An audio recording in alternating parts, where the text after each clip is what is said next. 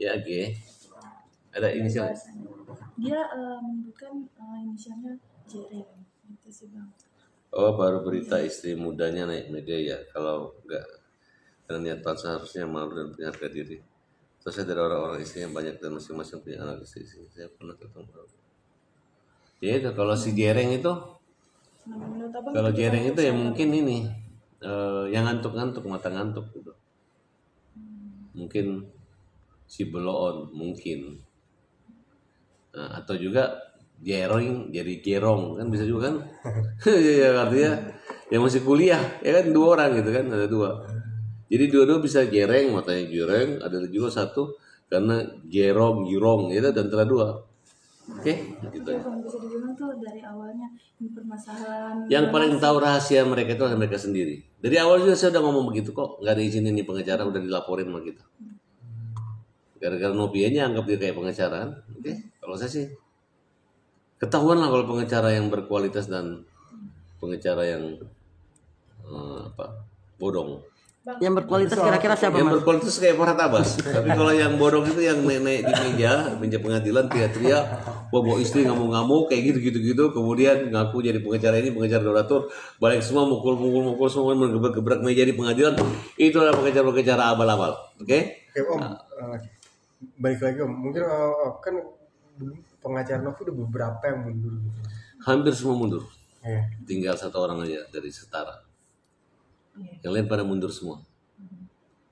Makanya saya bilang kalau jadi pengacara itu lebih baik jadi, kalau pengacara mundur-mundur, lebih baik jadi kura-kura. Walaupun jalannya cukup lambat, tapi nggak pernah jalan mundur. Oke? Maksudnya itu apa Tapi jangan jadi kura-kura ninja. jadi efek dari Novinya sendiri yang emang diduga bermasalah. Jika di Gedung Juang, semua yang hadir di situ diakui mendapat transport. Bayangkan, Agus Salim aja yang punya uang dihabisin, mereka dapat transport. Besar biayanya. Dan mendapat penghasilan podcast 50%. Jadi masyarakat udah tahu kan, Agus yang buta, yang nikmatin susu dan uangnya adalah mereka-mereka ini. Nggak malu tuh. Ya, nggak malu. Ya, jadi tolonglah. Selama ini kita berjuang untuk apa? Jadi jangan kelihatan orangnya baik-baik aja, tapi ternyata madut artinya adalah mata duitan. Oke. Oke, bang mungkin terakhir bang terkait yang laporan penipuan tersebut, keempatnya tersebut nanti dipanggil kapan bang? Abang udah mengetahui ini belum sih bang jadwalnya? Oh, saya rasa udah jadwal dari saksi kita udah lengkap semua. Tinggal dalam waktu dekat pasti dipanggil semua. Minta pihak polisi untuk segera memanggil. Ini uang 1,7 miliar dan menciptakan kegaduhan karena uang ini dibawa ke daerah bencana. Daerah bencana ini akhirnya jadi bencana dua kali. Udah kena bencana alam, kena lagi bencana hukum, ya.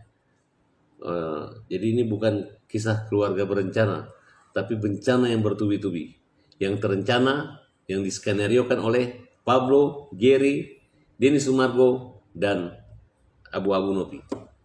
Nah, jadi saya bicara terang-terangan karena saya mengutip dari podcast dan beritanya semua.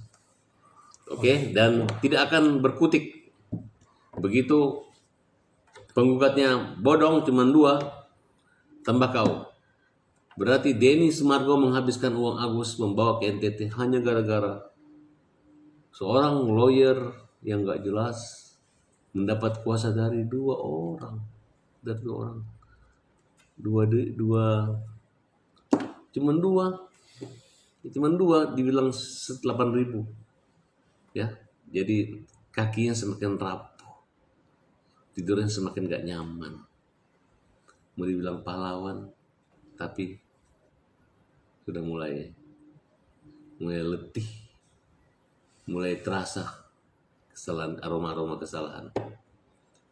Ya, dulu mereka tertawa. Siapa yang terakhir? Dulu Agus menangis, tapi siapa yang terakhir menangis? Farhad Abbas, pembela kaum lemah. Terima kasih.